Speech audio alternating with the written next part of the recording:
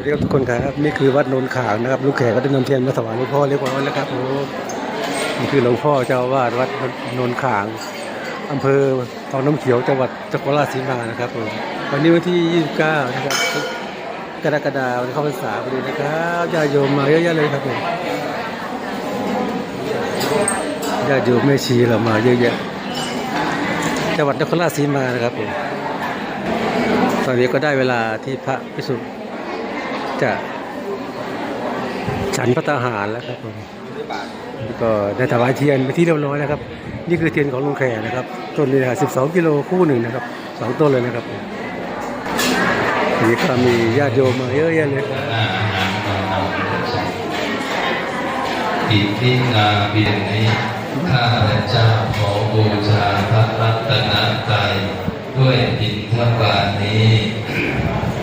ตังปฏิเสวะนิเทวะทวายะยาวะเทวานิมาสกายะสัจจิยา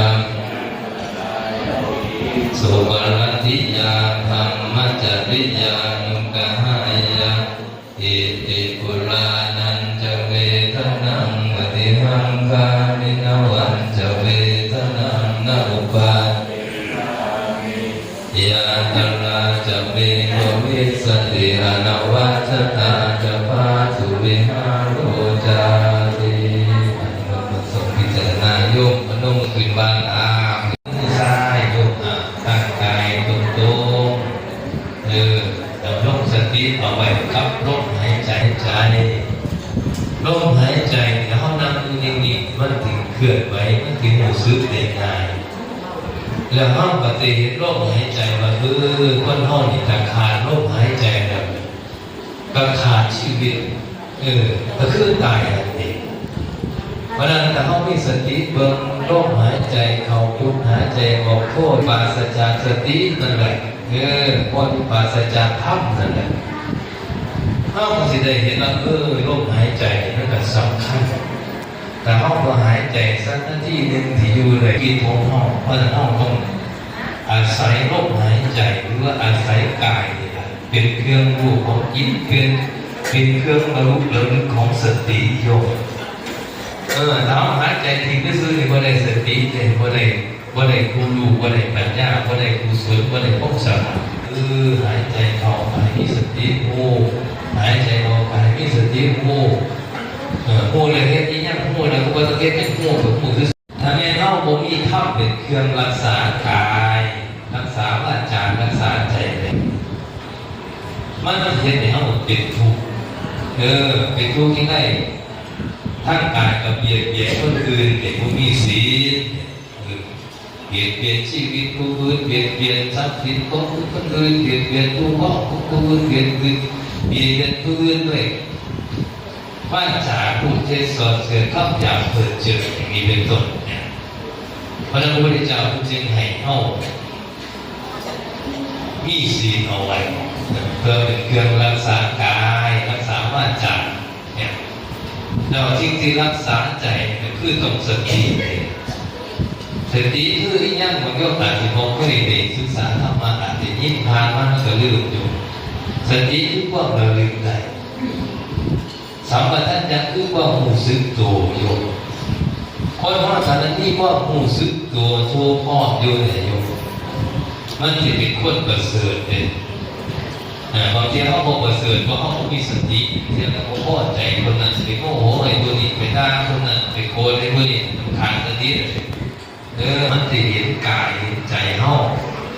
ใจเขาคิดพอดีก็เขาคิดพอดีมันเป็นอย่างใจเขานี่ก็ทุกข์ก่อนเขาคิดพอดี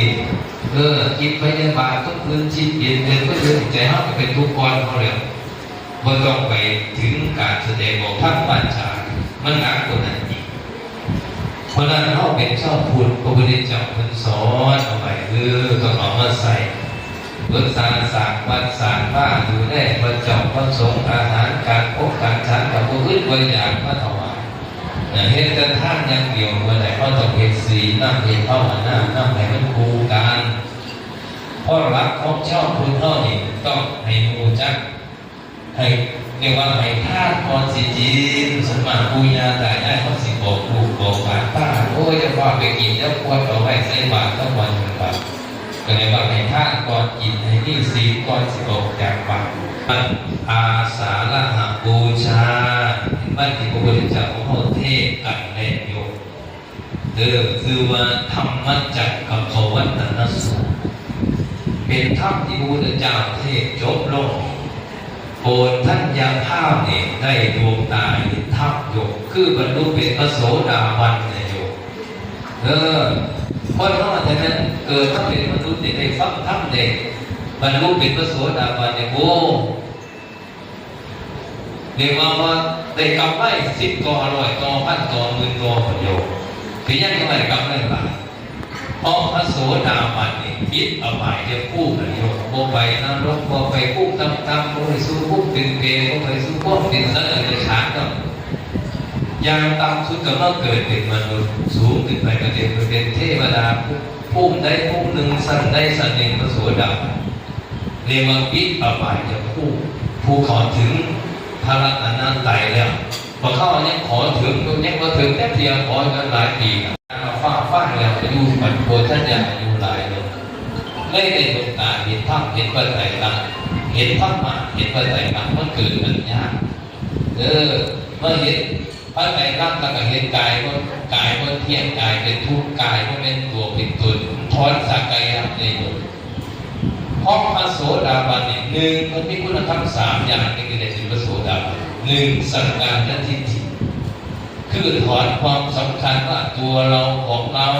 เพราะนางนี่ตัวเฮามันอยู่บนได้ต้องพิจารณาผมกับว่าเป็นเฮาเป็นผมแต่ว่าผลเป็นกับว่าเรียกว่าฟันมันดีว่านั้นว่าเป็นตัวเฮาเป็นคนแยกเขาเรียกว่าภาษาธรรมะบอกเรียกแยกธาตุแยกกายกายที่มีธาตุ4คือดินน้ำลมไฟนี่แหละโยมดินเก็ดผมลักษณะของผมขนเล็บฟันหนังลักษณะของธาตุดินลักษณะของธาตุน้ำเช่นพวกน้ำเลือดน้ำเนื้อน้ำเลี้ยงในกายลักษณะของธาตุไฟเช่นต้มหอนในร่างกายเช่นไฟเผาผลาญอาหารที่ย่อยไฟที่ยังกายในซึโซ่เนี่ยในนี้เป็นต้นก็หอนในร่างกายเป็นธาตุไฟแล้วก็ธาตุลมลมพัดขึ้นเบื้องบนลมพัดขึ้นเบื้องต่ำเนี่ยลักษณะของธาตุของกายที่ธาตุ4ธาตุใดวิญญาณธาตุเป็นลักษณะของใจท่านใช้กับพิจารณาไปมันก็มาเห็นกายมันเทียงเป็นเด็กอยู่ตลอดเห็นกายเป็นทุกข์ต้องดูเนี่ยต้องบริหารต้องหาอยู่หาถ้ามาการขายเห็นอยู่มันจีบมันนั้นก็ยังเข่ายังแย่มันนั้นก็ต้องเย็บต้องตายมันทำกับอะไรคือมันเป็นอนัตตามันเห็นโลกนี้ธาตุกายธาตุจิตมันเปลี่ยนแปลงอะไรก็เห็นเป็นอย่างนั้นถอนความสำคัญของตัวห้องของเฮาออกไปมี15%โยกเนี่ยเป็นพระโสดาบันถ้าเป็นพระสักกะข้ามนี่แบบไปประมาณ50%ถ้าบรรลุเป็นพระอนาคามี75%ถ้าถอนถึงพระอรหันต์ถอนความสำคัญตัวเป็นตัวเมื่อเลยมีกันเป็นอนัตตาร่างกายทั้งใจอันนี้บ่พอมีแต่ความบาปมีแต่ธาตุอยู่มีแต่ธรรมะทั้งนั้นล้วนๆขึ้นสู่ธรรมธาตุสิ่งเป็นต้นเนี่ยมีทั้งสัตว์เพราะนั้นพระอริยบุตรท่านยังเพิ่นในดวงตาเห็นธรรมจึงเกิดมีพระสงฆ์เราพบกับญาติโยมแขกมาไก่น้องแม่แล้วก็แต่ตาแขกมาแบบนี้มันบอกแต่ต้องเป็นผู้เดียวเลยทำบุญด้วยครับพอดีไปมอบน้ำเพื่อให้เพื่อนไปมันไปมอบก็ไปมอบประมาณวันหมายเพียงสัก4 โมงที่มอบมันเป็นที่มอบเครื่องโยมของการศึกษาเดี๋ยวก็มีอะไรก็ต้องในเพราะว่าในฐานพวกพวกนั้นดีกว่าในมอบฐานก่อนแล้วก็ในทางการเงินทางการก็จะไม่ได้ผมก็โยมมาพูดโยมมาพูดอะไรก็ได้ก็ไม่เด็กพูดการศึกษา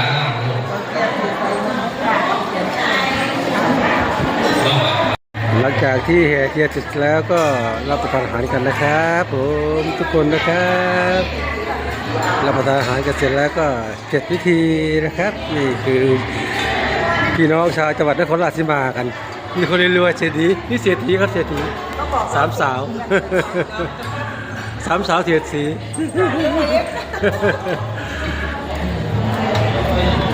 นี่ก็มาจากตลาดช้อนทองนะครับจังหวัดสมุทรปราการเรานะครับเจี๊ยบๆนะครับ